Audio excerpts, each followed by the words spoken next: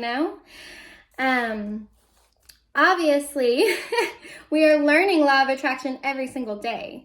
We all know when it rains, it pours. That's a saying because when we stick to a negative belief, negative comes to you. That is the law of attraction. So we are learning that regardless of our awareness of the fact that we are learning that. So that's why you shouldn't worry about when your enlightenment hits you, because it's going to hit you and it's going to resonate when it's meant to resonate. Because we are learning it every day, when it does resonate, that awareness paired with that resonance is what starts this whole process with intention. Now you have awareness and you can use intention to bring about change, okay? And resonance is just you being in the place of where you're reverberating whatever you're focused on, our focus. Another way of saying that is our readiness, okay? Our readiness to hear it. Our soul already knows it. It is part of that universal wisdom. And when we resonate with something, it's a remembering. Going into manifestation specifically, I want to talk about that a little bit. Manifestation is just, I want to pull back from the meaning a little bit and kind of go off of Abraham Hicks' meaning. She talks about manifestation just purely being what you're experiencing in the moment that you're experiencing it. Everything starts as a thought, and then those thoughts turn to things. In the physical world, we say what is real is what our senses can pick up on. What we can see, touch, smell, taste, But manifestation is that belief before it happening. And I'm going to get into that a little bit more in a little bit. But a thing is only true. Listen up, because this is what I want you to hear right now. A thing is only true or real because someone is focused on it until it becomes a reality. Did you hear that? A thing is only true or real because someone is focused on it until it becomes a reality. Everything in this world was once just a mere thought. And then by focused intention, by, channeling your energy into creating, which is our job. We come here to create, to express our souls outwardly, what we feel inwardly. I also want you guys to realize that every thought has a vibration, low or high. Everything has our vibration. Everything that you do, everything that you say, everything that you think, all of it has a vibration. And you may not feel it, you may not be aware of it, but the universe reacts to that vibration. Our perspective or our thoughts shoot a vibrational rocket of desire, as Abraham Hicks liked to call it. We are constantly, that is kind of what life is. We say we want something, and then we launch this rocket of desire, and the intention, the energy is out there. And if our energy, our belief, our readiness is there in matching that vibrational frequency, we can receive what we want.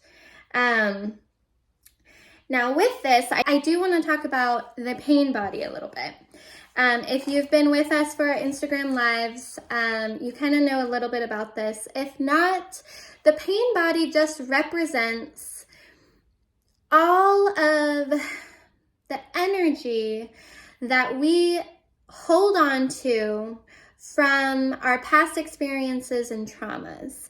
It can be our own individual pain body, or we can actually, hold on to some of other people's pain bodies as well as a collective, meaning, women who have suffered so much together have a collective woman pain body.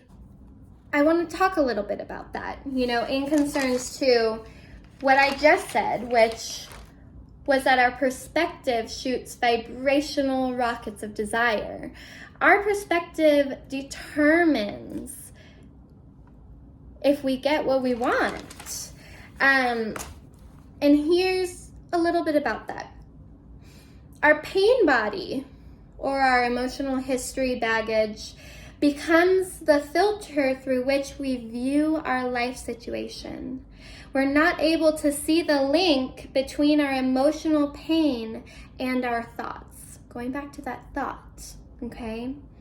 So sometimes we aren't even aware of this pain body within us, and we aren't aware of how deeply it affects us. We aren't aware of the emotional pain that we're experiencing that is essentially affecting our behaviors and our habits.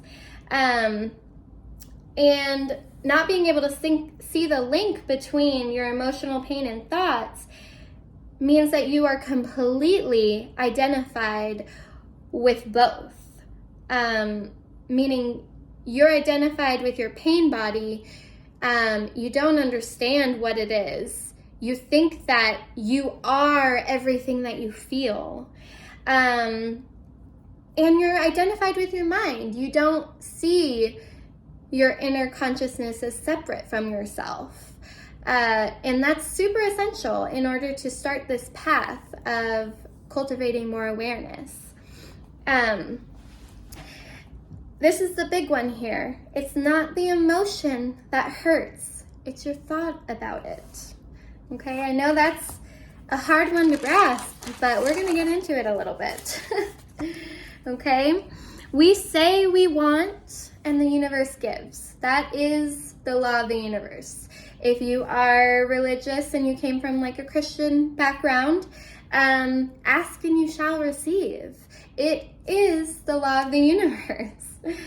If we get something we don't want, our thoughts about it don't match our desire. It is showing you that you have some cognitive dissonance going on. If we're getting something and we're like, I didn't ask for this, I had good vibes, okay, universe, what the heck? You might want to look a little deeper. If you go into Abraham Hicks's podcast, she gets into this in really, really great detail. She talks on stage with people who ask her questions, and she helps them uncover where in this cycle or this process they're struggling with. So if you want more information on that, check out her podcast. Emotion is in response to what is active in your thought process right now, okay? I'm not going to have an emotional response to something that I'm not aware of, okay? That's the whole idea behind ignorance is bliss, okay? It's not bliss because I would rather have an awareness, but that's where that saying stems from, okay? Is because what we are feeling is a direct result of what is in our mental process. And you are in control of what you're thinking about, right? Emotion isn't negative until our perspective, us, has an opinion on it. We feel the emotion, and then within doesn't even probably take a full second, the body registers that emotion. We have a thought about it, and then that thought, which is rooted in our past experiences, our past traumas, our background, all this other really intricate stuff, creates a perspective or an opinion about that emotion. So emotion, when you think about it, plus an unhappy story equals unhappy.